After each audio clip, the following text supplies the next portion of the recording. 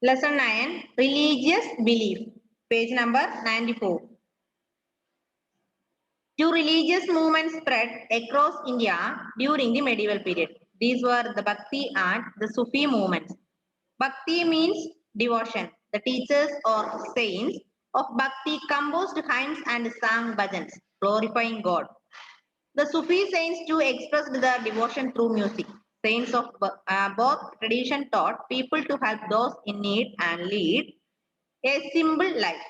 In fact, the words Sufism and Sufi come from the word Suf, and which is a kind of coarse garment worn by these saints. These two movements influenced the life of the people in a big way. എന്താ പറഞ്ഞേ two religious movements across India during the medieval period. അതായത് medieval periodile ഇന്ത്യയിലെ രണ്ട് religious movements ഉണ്ടായിരുന്നു, spread ചെയ്തു. These were the Bhakti and Sufi movements. Bhakti and Sufi movements were the two religious movements spread across India during the medieval period. Then Bhakti means devotion. Bhakti movement എന്താണ്? Bhakti എന്ന് പറഞ്ഞാൽ devotion എന്നാണ് അർത്ഥം. The teachers or saints of Bhakti composed hymns and sang bhajans. അതായത് ഭക്തി കാണിച്ചത്, ഭക്തി means devotion ആണ്.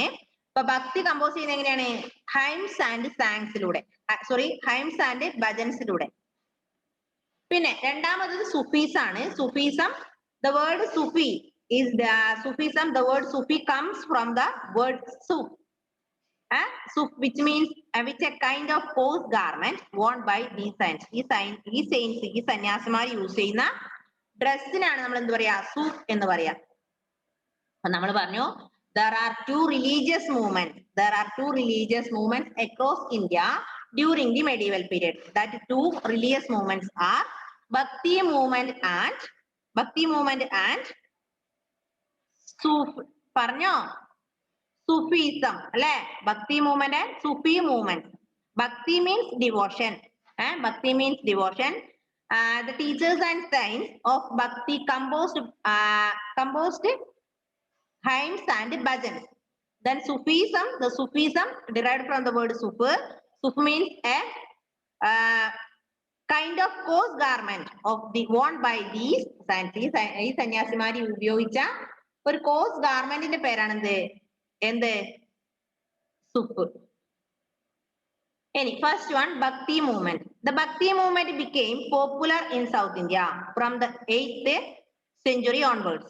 The Alvar and Nayanar saints popularized it. They came from different castes and followed different professions. They preached the path of surrendering oneself to God.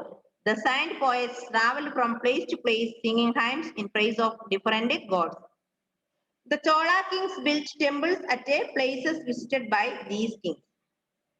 നമ്മൾ പറഞ്ഞ medieval പീരീഡിൽ ഉണ്ടായിരുന്ന രണ്ട് റിലീജിയസ് മൂവ്മെന്റ്സിൽ ഒന്നാണ് ഇത് ഭക്തി മൂവ്മെന്റ്.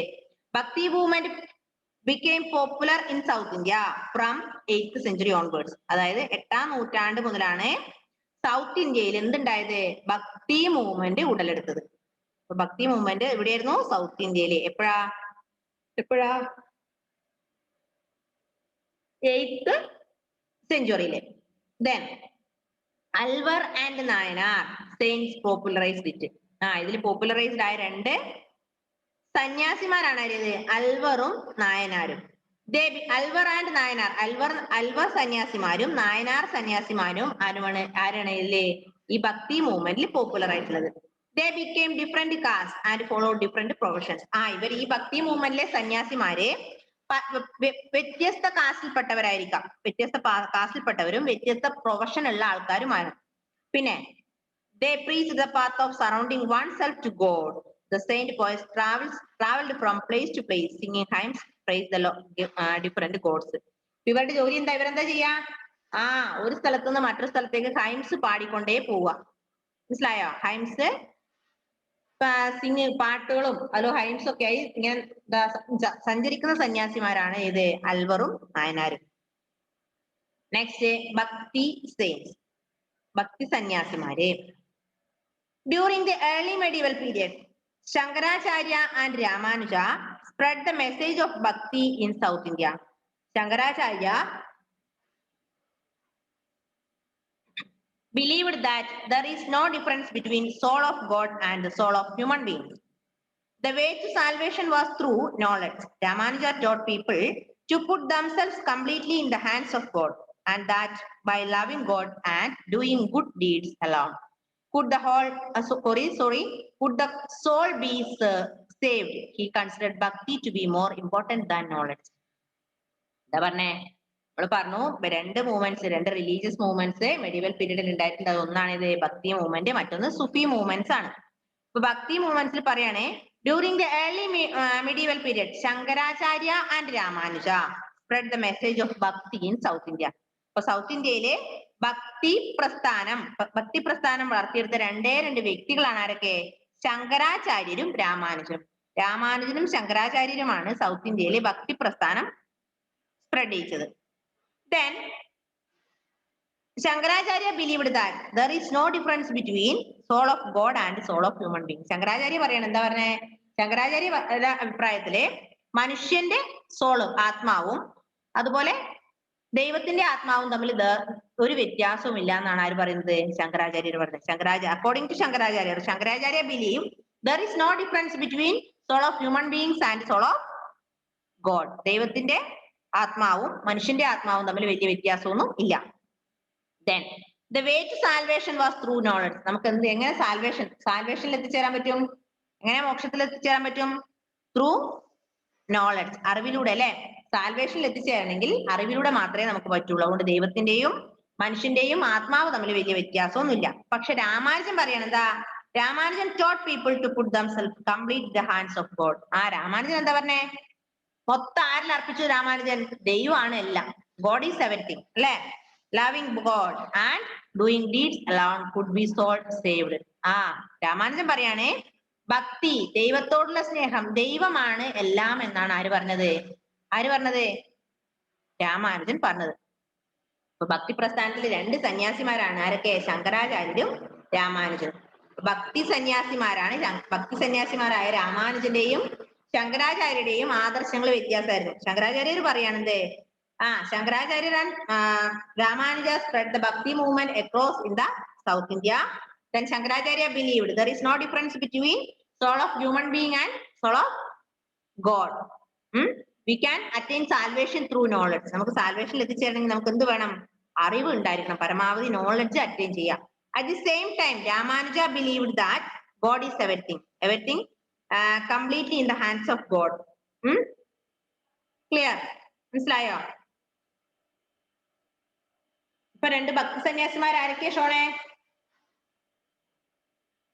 ഭക്തി സയൻസ് ആരൊക്കെയാ? Shankaracharya and Ramanuja. Okay, next paragraph. In course of time, Bhakti movement spread to other parts of India. The saints preached their message in regional languages. This made them very popular amongst the masses. Namdev, Tukaram, Jnaneshwar and Ekanath popularized the worship of Vithala, form of Vishnu, in the region present-day Maharashtra. Chaitanya composed many hymns in praise of Lord Krishna and popularized Krishna Bhakti in Bengal. He emphasized music as the most important means of expressing Bhakti. Tulasidas and Surdas were devotees of Rama, an avatar of Vishnu and Krishna respectively. Mirabai, a Rajput princess, was also devotee of Krishna. She composed numerous bhajans expressing her love and devotion of Krishna. Read one of them given in the box on the next page. In the course of time, Bhakti movement spread to other parts of India. നമ്മൾ പറഞ്ഞു ആദ്യം ഉണ്ടായിരുന്നത് എവിടെയായിരുന്നു? South ഇന്ത്യയിലായിരുന്നു. പക്ഷെ അതിനുശേഷം ഈ സമയത്ത് ഇന്ത്യയിലെ മുഴുവൻ ഭാഗത്തും എന്ത് വ്യാപിച്ചു? നമ്മുടെ ഈ ഭക്തി മൂവ്മെന്റ് വ്യാപിച്ചു. The saints preached their message in regional languages. സന്യാസിമാർ അവരുടെ മതപരമായ ലാംഗ്വേജിൽ അതിന്റെ മെസ്സേജ് എത്തിക്കാൻ തുടങ്ങി അല്ലെ? അതായത് അവരുടെ മതപരമായ നമുക്കറിയാം, ഇപ്പൊ ക്രിസ്ത്യൻസ് ആണെങ്കിൽ ക്രിസ്ത്യൻസിൻ്റെതായ വിശ്വാസങ്ങളുണ്ട്, ഹിന്ദുസിൻ്റെതായതുണ്ട് അല്ലെ? സോ എന്താ പറയാ, The saints preached the message in regional languages. Religion അല്ല, regional languages. അവരുടെ ഏരിയയിലെ ലാംഗ്വേജ് അനുസരിച്ച്. This made them very popular amongst the masses. Namdev, Tukaram, Jnaneshwar and Ekanath popularized the worship of Vittala, form of Vishnu in the region of present day Maharashtra. ഇന്നത്തെ മഹാരാഷ്ട്രയിലെ എന്തായിരുന്നു? വിഷ്ണു അല്ലെ? Vishnu form ആയിരുന്നു. Vishnu form എന്ന് പറഞ്ഞാൽ ഏതൊക്കെ? Namdev, Tukaram, Dnyaneshwar and Eknath. ഈ 4 worships. Worship of Vitthala. Vitthala worship ആണ് എവിടെ ഉണ്ടായിരുന്നത്? ഇന്നത്തെ മഹാരാഷ്ട്രയിൽ. അത് ഏതൊക്കെയാണ്? Namdev, Tukaram, Dnyaneshwar and Eknath. Then Chaitanya composed many hymns in praise of Lord Krishna and popularized Krishna Bhakti in Bengal. Krishna ഭക്തി എവിടെ കൊണ്ടുവന്നു? ബംഗാളിൽ കൊണ്ടുവന്നു. അതിനെ ചൈതന്യ കുറെ ഹൈംസ് കമ്പോസ് ചെയ്തു. ഏതിന്റെ? കൃഷ്ണനുമായി ബന്ധപ്പെട്ട അല്ലെ കൃഷ്ണന്റെ ഭക്തിയെ കാണിക്കുന്ന കുറെ ഹൈംസ് ആര് കൊണ്ടുവന്നു? ആര് കമ്പോസ് ചെയ്തു? ചൈതന്യ കമ്പോസ് ചെയ്തു. Then he emphasized music as the most important means of expressing bhakti. Chaitanya പറയാണ്, ചൈതന്യ എന്ന് പറഞ്ഞ വ്യക്തി പറയാണ് എന്താ? നമുക്ക് ദൈവത്തോടുള്ള ഭക്തി കാണിക്കാനുള്ള ഏറ്റവും വലിയ വഴി എന്ന് പറയുന്നത് എന്താണ്? മ്യൂസിക് ആണ്, ഭക്തി ഗാനങ്ങളാണ്. Next, Tulsidas and Surdas were devotees of Rama. രാമഭക്തനാണ് ആരൊക്കെ? തുളസീദാസും സൂർദാസും. കേൾക്കുന്നുണ്ടോ ഷോണെ? Tulasidas and Surdas were the devotee of Rama, avatar of Vishnu. വിഷ്ണുവിന്റെ അവതാരമായ രാമന്റെ ഭക്തന്മാരാണ് ആര്? സൂർദാസും തുളസീദാസും. Mirabai was a Rajput princess, was also devotee of Krishna. പക്ഷെ മീരാബായി എന്ന് പറയുന്നത്, മീരാബായി ഒരു രജപുത് പ്രിൻസസ് ആണ്. രജപുത്ത് വംശത്തിലെ രാജകുമാരിയാണ് മീരാബായി. ആ മീരാബായി ഏത് ഭക്തിയായിരുന്നു? കൃഷ്ണ ഭക്തിയാണ്, ഡിവോട്ടി ഓഫ് കൃഷ്ണ. ഇവിടെ 2 തരത്തിലുള്ള ഭക്തി പറഞ്ഞ്, രാമന്റെ ഭക്തിയും, ഒന്ന് രാമനോടുള്ള ഭക്തിയും മറ്റൊന്ന് കൃഷ്ണനോടുള്ള ഭക്തിയും. മനസ്സിലായോ? In course of time, Bhakti movement spread across all over India, different parts of India. Then the saints preached their messages in regional language. Namdev, Ekanath, Tukaram, Jnaneshwar. These are popularized the worship of Vittala or form of Vishnu. Then Chaitanya composed many hymns. Show the devotee of Krishna. Then Tulasidas and Surdas. Tulasidas and Surdas were the brothers. They are the devotee of Rama. Rama ഭക്തന്മാരാണ് ആരൊക്കെ? തുളസീദാസും സൂർദാസും. പക്ഷെ at the same time Mirabai is a princess, Rajput princess. She is a devotee of Krishna. അവൾ ആരായിരുന്നു? മീരാബായി എന്ന രാജകുമാരി ആരായിരുന്നു? ഒരു കൃഷ്ണ ഭക്ത ആയിരുന്നു. മനസ്സിലായോ? അടുത്തത് ടീച്ചിങ്സ് ഓഫ് ഭക്തി സെയിൻസ്. ഭക്തി സന്യാസിമാരുടെ ടീച്ചിങ്സ് എന്തൊക്കെ? നോക്ക്. Selfless love and devotion are the means to come close to God. Purity of heart and mind is important. Closeness to God cannot be found through ceremonies, rituals and sacrifices or by giving up the world. എന്താ പറഞ്ഞേ? Selfless love and devotion. ദൈവത്തിന്റെ അടുത്തെത്താനുള്ള 2 കാര്യങ്ങളാണ് അവര് പറഞ്ഞെന്താ? ഒന്ന് selfless love. Selfless love എന്ന് വെച്ചാ, self എന്ന് പറഞ്ഞാൽ എന്താ? സ്വയം. ലെസ് എന്ന് പറഞ്ഞാൽ ഇല്ലാത്തത്. അത് നമുക്കൊരു സെൽഫിഷ് അല്ലാതെ എല്ലാം എന്തിനാണ്? ദൈവമാണ് എവരിത്തിങ് അല്ലെ? അതായത് നമുക്കൊരു സെൽഫിഷ് ഒന്നും ഇല്ലാതെ ആ ഒരു സെൽഫ്ലെസ്, ഞാൻ എന്ന ഭാവം ഇല്ലാത്തത്. മനസ്സിലായോ? അഹങ്കാരം ഇല്ലാതെ. മനസ്സിലായോ? ഞാൻ എന്ന ഭാവം ഇല്ലാത്ത സ്നേഹം. Okay. These are the means to come close to God. ദൈവത്തിന്റെ അടുത്ത് എത്താനുള്ള 2 വഴികളാണ് അവർ പറഞ്ഞത്. Selfless love and devotion. പിന്നെ പറയാണ് പ്യൂരിറ്റി ഓഫ് ഹേർട്ട്. ഹൃദയം, ശുദ്ധമായ ഹൃദയം. പിന്നെ മൈൻഡ് ഈസ് ഇമ്പോർട്ടന്റ്. ശുദ്ധമായ ഹൃദയവും മനസ്സും ദൈവത്തിന്റെ അടുത്ത് എത്തിച്ചേരാനുള്ള ഏറ്റവും വലിയ സാധനമാണ്, ഏറ്റവും ആവശ്യമായ കാര്യമാണ്. 10. All human beings are equal. God did not create high or low caste people, nor did he create Hindus and Muslims. So people should be tolerant of one another. എന്താ പറഞ്ഞേ? All human beings are equal. എല്ലാ ജനങ്ങളും ഒരുപോലെയാണ്. ഒന്നാമത് അവർ പഠിപ്പിച്ചത് ഭക്തി മൂവ്മെന്റ്സിലെ ടീച്ചിങ്സിൽ ഒന്നാമത്തത് selfless love and devotion are the means to come close to God. Second one, all human beings are equal. All human beings are equal. God did not create high or low caste. ഇതില്ല, ദൈവം എന്ത് പറയുന്നില്ല? താഴ്ന്ന ജാതിക്കാരനെന്നോ ഉയർന്ന ജാതിക്കാരനെന്നോ ഒരു വ്യത്യാസം ആർക്കില്ല? ദൈവത്തിന് ഇല്ല. ദൈവം പറയാണ് എല്ലാവരും ഒന്നാണ് എന്നുള്ള ഒരു ആദർശം. മൂന്നാമത്തത് share the pain to others. ആ വേദനകൾ മറ്റുള്ളവരുമായി പങ്കുവെക്കുക. Try to lessen it. Helping fellow human beings is the true form of bhakti. അപ്പൊ മൂന്നാമത്തെ ടീച്ചിങ് ആണ് ഇത് share the pain of others. നമ്മള് എന്ത് ചെയ്യാ? നമ്മളെ വേദനകൾ മറ്റുള്ളവരുമായി പങ്കുവെക്കാം. നാലാമത്തത് knowledge is an essential part of bhakti. It can be gained through a teacher. എന്താ പറഞ്ഞേ?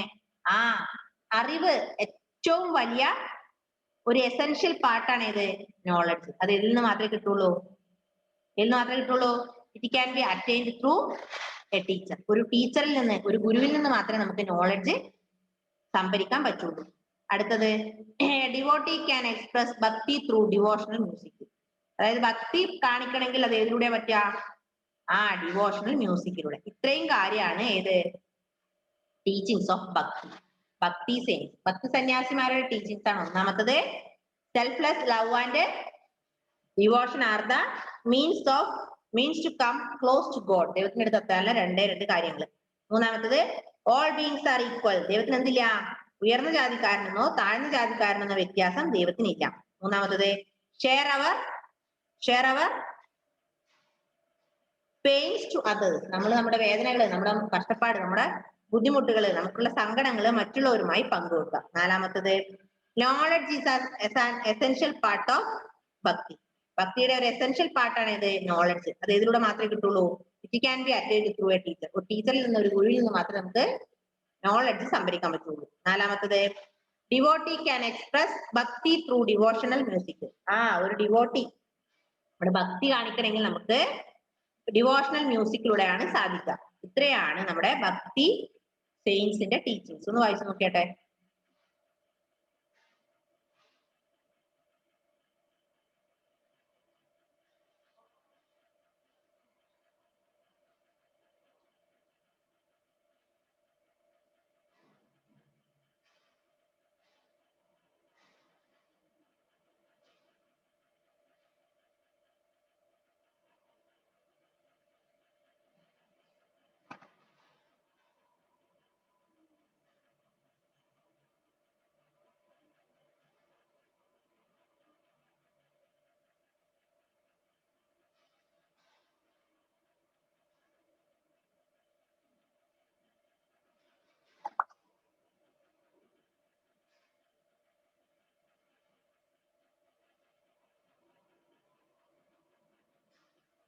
പെട്ടെന്ന് വായിക്കാം.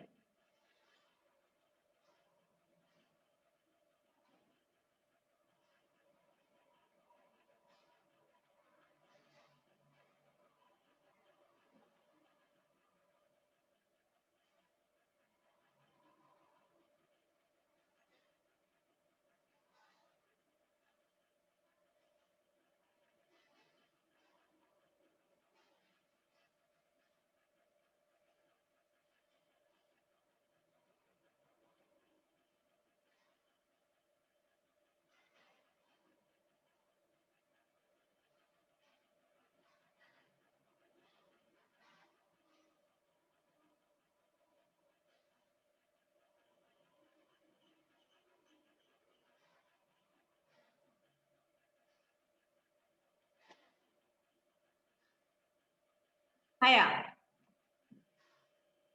വായിച്ചോ? Okay. Next one, saint Kabir the വായിച്ചേ? Saint Kabir the mystic poet philosopher. വായിക്കാം. Saint Kabir the mystic poet, philosopher. Okay, Sant Kabir Das was perhaps the greatest saint poet of the Bhakti movement. He was probably born in Kashi, Banaras, now Varanasi. We have very little information about his early life. Though there are many legends about him. Some believe that his mother was a Brahmin widow who abandoned him and that he was adopted by a childless Muslim couple who were weavers by profession. They taught him the weaver's trade. Some sources said that he never got married, while others believed that he was married and had 2 children. എന്താ പറഞ്ഞേ? Sant Kabir was perhaps the greatest saint poet of Bhakti movement. He was probably born in Kashi. അദ്ദേഹം എവിടെ ജനിച്ചത്? എവിടെ ജനിച്ചത് കബീർദാസ്? കാശിയിലാണ്, ബനാറസ് അല്ലെ? ബനാറസിലെ വാരണാസിയിലാണ് കബീർദാസിന്റെ ജനനം. We have very little information about his life, early life. അദ്ദേഹത്തിന്റെ മുന്നത്തെ ജീവിതത്തെ കുറിച്ച് കുറച്ച് നോളജ് മാത്രമേ നമുക്ക് അറിയുള്ളൂ. Then there are many legends about him. Some believe that his mother was a Brahmin widow who abandoned him and he was adopted by a childless Muslim couple. കുറെ ആൾക്കാർ, ഒരു കൂട്ടം ആൾക്കാർ പറയാണെന്ത്, അദ്ദേഹത്തിന്റെ അമ്മ, നമ്മൾ പറഞ്ഞു കബീർദാസിന്റെ ഫാമിലിനെ അല്ലെങ്കിൽ കബീർദാസിന്റെ ആദ്യകാല ജീവിതത്തെ കുറിച്ച് നമുക്ക് കുറച്ച് നോളജ് മാത്രമേ ഉള്ളൂ. ചില ആൾക്കാർ പറയാണ് കബീർദാസിന്റെ അമ്മ ഒരു ബ്രാഹ്മൺ സ്ത്രീയായിരുന്നു, ബ്രാഹ്മൺ വിധവയായിരുന്നു, ഭർത്താവ് മരിച്ച ഒരു ബ്രാഹ്മൺ വിധവയായിരുന്നു. എന്നിട്ട് അവരെന്ത് ചെയ്തു? Who abandoned him and that was he adopted by a childless Muslim couple. എന്നിട്ടൊരു കുട്ടിയില്ലാത്ത മുസ്ലിം കപ്പിള്. അമ്മ ബ്രാഹ്മണയാണ്, അവളുടെ ഭർത്താവ് അതായത് കബീർദാസിന്റെ അച്ഛൻ മരിച്ചു പോയിട്ട് കബീർദാസിനെ എന്ത് ചെയ്തു? ഒരു ചൈൽഡ്ലെസ് മുസ്ലിം കപ്പിള്, കുട്ടികളില്ലാത്ത മുസ്ലിം ഭാര്യയും ഭർത്താവും അഡോപ്റ്റ് ചെയ്തതാണ് എന്നാണ് ഒരു കൂട്ടം ആൾക്കാർ പറയുന്നത്. Who are weavers by profession. They taught him the weaver's trade. Some source that he never got married, while other believe that he was married and had 2 children. കുറെ ആൾക്കാർ പറയാണ് അദ്ദേഹത്തിന് കല്യാണം ഒന്നും കഴിച്ചിട്ടില്ല. കുറച്ച് ആൾക്കാർ പറയാണ് അദ്ദേഹം കല്യാണം കഴിച്ചിട്ട് അദ്ദേഹത്തിന് 2 മക്കളുണ്ട്. അപ്പൊ കബീർദാസിന്റെ ലൈഫിനെ കുറിച്ച് ചുരുക്കത്തിൽ നമുക്ക് എല്ലാ കാര്യങ്ങളും ഡീറ്റെയിൽസ് ആയി അറിയോ? ഇല്ല. മുൻകാലത്തെ കുറിച്ച് നമുക്ക് കാര്യമായ നോളജ് ഒന്നും ഇല്ല. ഇനി ഫിലോസഫി ഓഫ് കബീർദാസിന്റെ ഫിലോസഫി എന്താണ്? Kabir believed in the unity of God, though he calls him by different names such as Ram, Rahim, Hari, Allah, and so on. God for him was one, the supreme reality. He realized the faith in God's will. എന്താ പറഞ്ഞേ? Kabir believed in the unity of God. Kabir എന്തിൽ വിശ്വസിക്കുന്നു? Unity of ഗോഡിൽ വിശ്വസിക്കുന്നു. ദൈവത്തിന്റെ ഒരുമയിൽ അദ്ദേഹം വിശ്വസിക്കുന്നു.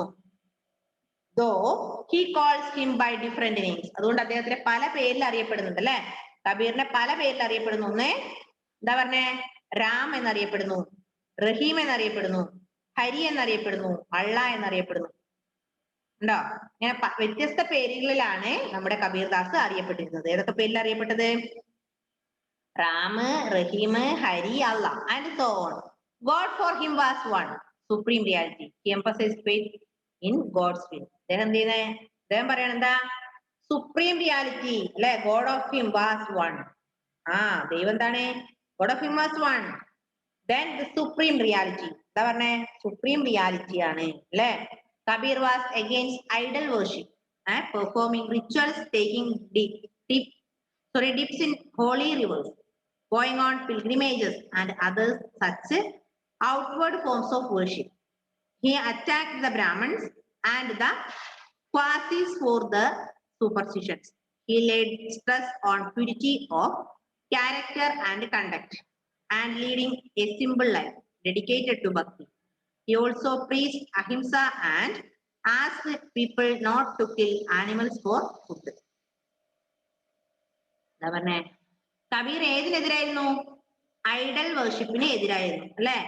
Performing rituals, taking dip in holy rivers, going on pilgrimages and other such outward forms of worship.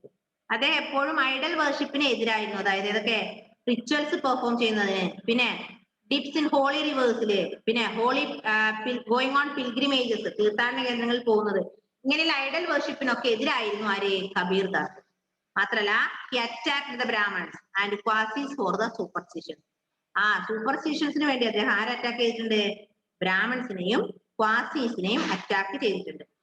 Then he laid stress on purity of character and conduct. അദ്ദേഹം എന്താ പറഞ്ഞേ? സ്വഭാവം നല്ലതാക്കുക, അല്ലെ? ലീഡിങ് ഇൻ ഈ സിമ്പിൾ ലൈഫ്.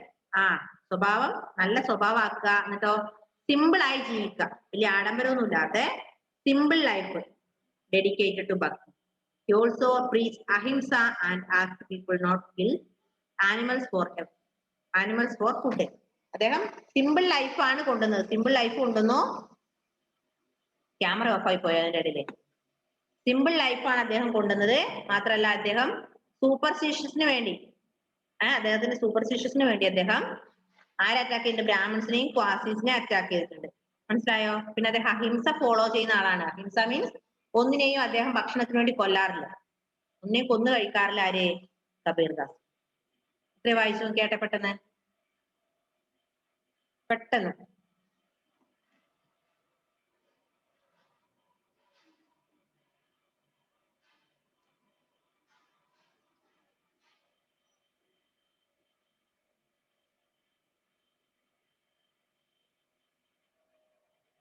വാങ്ങാൻ ബാക്കിയുള്ളവർ ഇന്നലെ വാങ്ങണേ.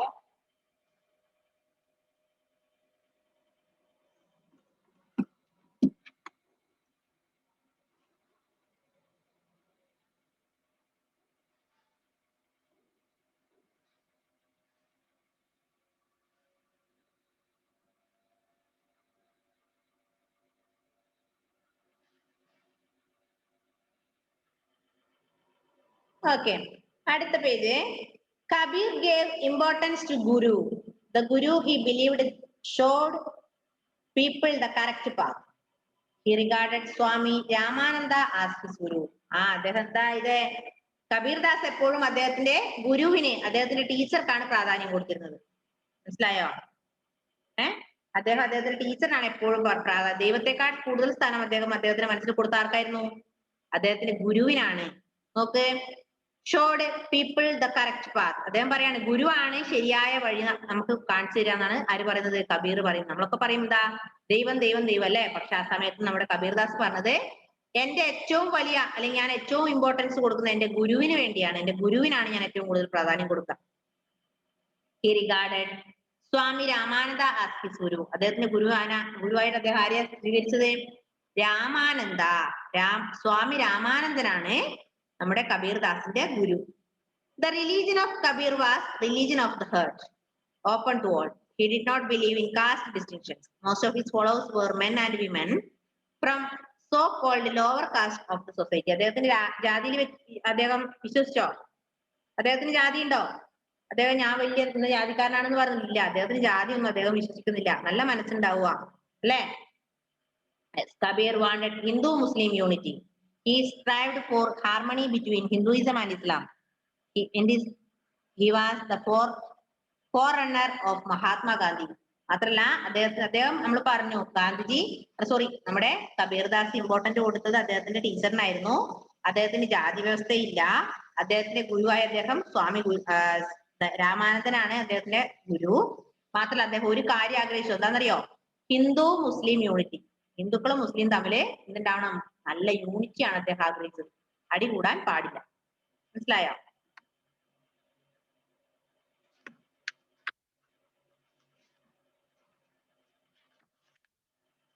Next, death of Kabir. കബീറിന്റെ മരണം എങ്ങനെയാണ്? Kabir had both Hindu and Muslim disciples. According to legend, when he passed away, there arose a dispute as to how his last rites should be performed. The Hindus wanted to cremate the body, while the Muslim wanted to bury it. Then, when they removed the shroud, they found only some flowers. Hindus took half and cremated them. Muslims took the other half and buried them. എന്താ പറഞ്ഞേ? അദ്ദേഹത്തിന് എപ്പോഴും അദ്ദേഹം ആഗ്രഹിച്ചത് ഹിന്ദു മുസ്ലിം unity ആണ് അല്ലെ. ആണുങ്ങളും അല്ല സോറി മുസ്ലിങ്ങളും ഹിന്ദുക്കളും ഒന്നാകണം.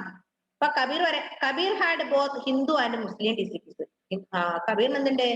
മുസ്ലിങ്ങളെ ഇഷ്ടമാണ്, ഹിന്ദുസിനെ ഇഷ്ടമാണ് അല്ലെ. ഇവർ രണ്ടും ഡിസിപ്ലിൻസും അദ്ദേഹത്തിനുണ്ട്. അക്കോർഡിംഗ് ടു ലെജൻഡ് അനുസരിച്ച് വെൻ ഹി പാസ്ഡ് അവേ, അദ്ദേഹം മരിച്ചു കഴിഞ്ഞാല്, പാസ്ഡ് അവേ എന്ന് പറഞ്ഞാൽ എന്താ?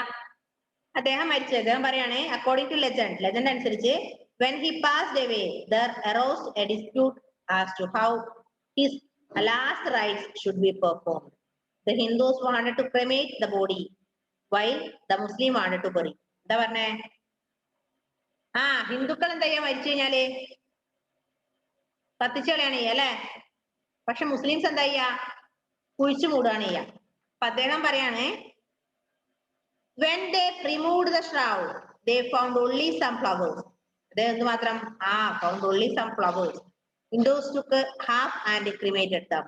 The Muslims took other half. പകുതി ആരുടേത്? ഹിന്ദുക്കളുടേത്, പകുതി മുസ്ലിംസിന്റേത്. അപ്പൊ അദ്ദേഹത്തിന് രണ്ടു കൂട്ടരോട് ഇഷ്ടമായിരുന്നു, മുസ്ലിംസിനോടും ഹിന്ദുസിനോടും അദ്ദേഹം ഇഷ്ടമായിരുന്നു. അപ്പൊ അദ്ദേഹം പറയാണ് ഞാൻ മരിച്ചു കഴിഞ്ഞാല് പകുതി അല്ലെ, half cremated them അല്ലെ. Hindus took half, cremated them and other half buried them. മനസ്സിലായോ? Next, the followers of Kabir later formed a separate group and began to known as the Kabir Pandis. കബീറിന്റെ മരണത്തിന് ശേഷം അദ്ദേഹത്തിന്റെ പിൻഗാമികള്, followers, കുറച്ച് ആൾക്കാർ ചേർന്ന് ഒരു separate group ഉണ്ടാക്കി. അദ്ദേഹത്തിന്റെ കുറച്ച് ഫ്രണ്ട്സ്, കുറച്ച് ഫോളോവേഴ്സ് ചേർന്ന് ഒരു സെപ്പറേറ്റ് ഗ്രൂപ്പ് ഉണ്ടാക്കി. ആ ഗ്രൂപ്പിന് പറയുന്ന പേരാണ് കബീർ പ്രാന്തി. എന്താ പറയാ? കബീർ പ്രാന്തി. വായിച്ചു നോക്കിയ പെട്ടെന്ന്.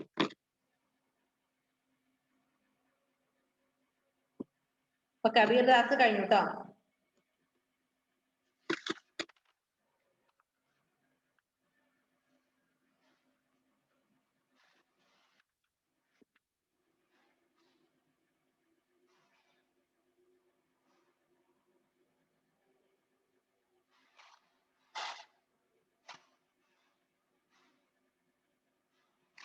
Next, works of Kabir. Kabir's works എന്തൊക്കെയാ നോക്കാം.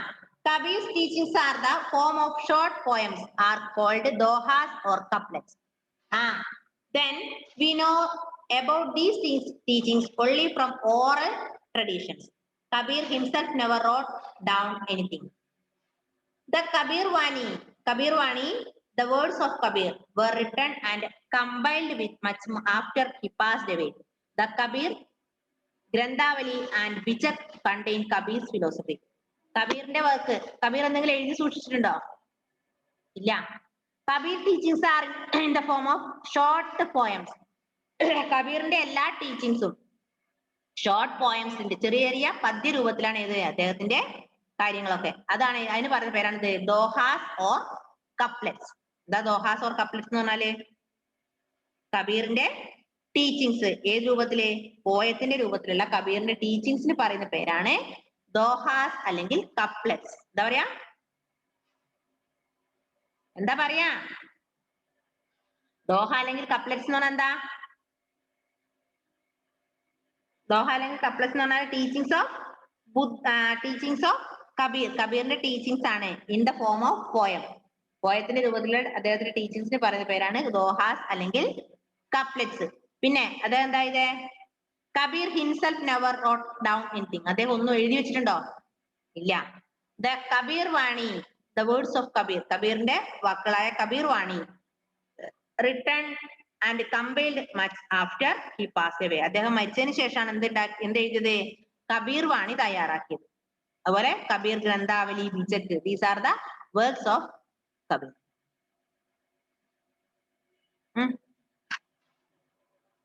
അടുത്തെടുക്കാനുള്ള ടൈം ഇനി ഇല്ല. ഒന്ന് വായിച്ചു നോക്കിയ മക്കളെ പെട്ടെന്ന്.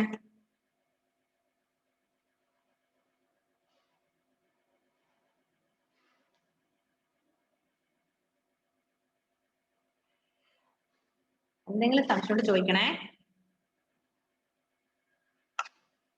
സംശയം എന്തെങ്കിലും ഉണ്ടെങ്കിൽ ചോദിക്കാം.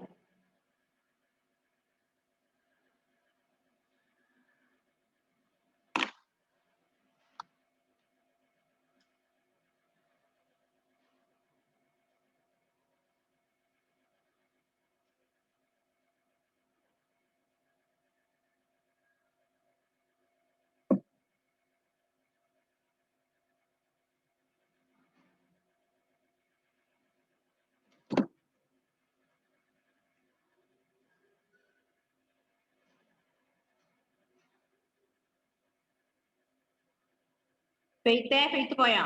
ഷോണേ അപ്പൊ വായിച്ചു നോക്ക് കേട്ടോ. വായിച്ചു നോക്ക്, ടൈം കഴിയാനായി. എന്തെങ്കിലും സംശയം ഉണ്ടോ അടുത്ത ക്ലാസ്സിൽ ചോദിക്കണേ.